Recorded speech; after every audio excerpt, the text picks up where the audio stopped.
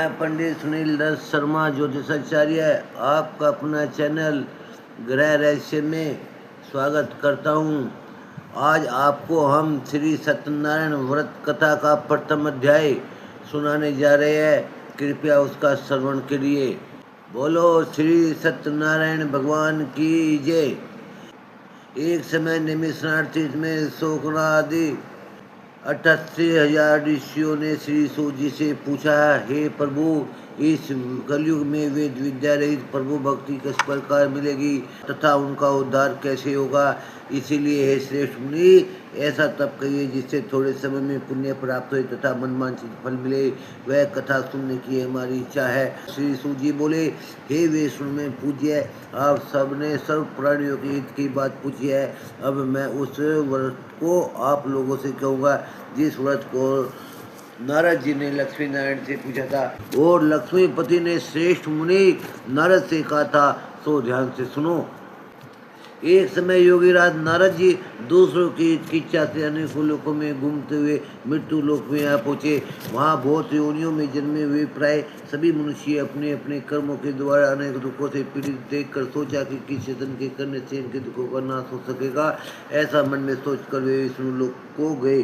वहाँ श्वेत वर्ण और चारों भुजाओं वाले देव के नारायण जी के हाथों में शंख चक्र गदा और पद्म थे तथा वरमाला पहने हुए थे देखकर स्तुति करने लगे। हे भगवान, आप अत्यंत शक्ति से संपन्न है। वन तथा वाणी आपको नहीं पा सकती। आपका आदि मध्य और अंत नहीं है। निर्गुण स्वरूप सृष्टि के आदि भूति, वह भक्तों के दुख को नष्ट करने वाले हो। आपको मेरा नमस्कार है। नारद जी से इस प्रकार की स्तुति सुनकर विष्णु भगवान बोले, हे श्रेष्ठ मुनि, आपके मन में क्या है? आपका किस काम के लिए आगमन हुआ है? निसंकोच कहो।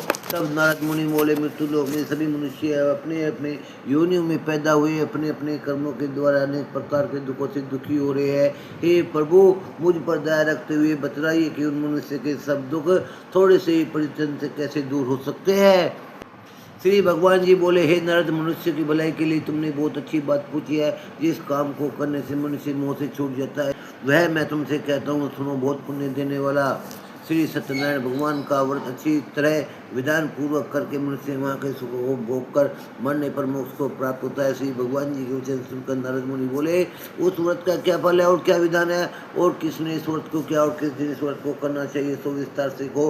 भगवान बोले, शोक और दुख आदि को दूर करने वाला, धन धान्य को बढ़ाने वाला, सौभाग्यता संतान को देने वाला, सब स्थान को विजय प्राप्त कराने वाला, भक्ति और श्रद्धा के साथ किसी भी दिन मनुष्य है श्री सत्यनारायण के शाम के समय ब्राह्मणों और बंधुओं से धर्म परायण होकर पूजा करे।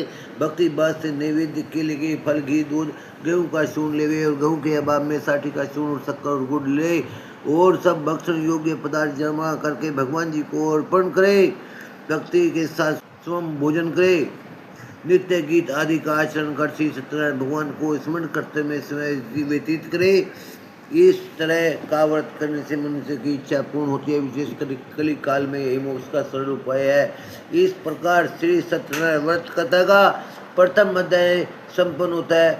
बोलो श्री सत्यनारायण भगवान की जय। ओम केशवम पुंडरीकाक्षम माधवम मधुसूदनम रुक्मणी सहितम देवम विष्णु भगवान मावाभ्यम।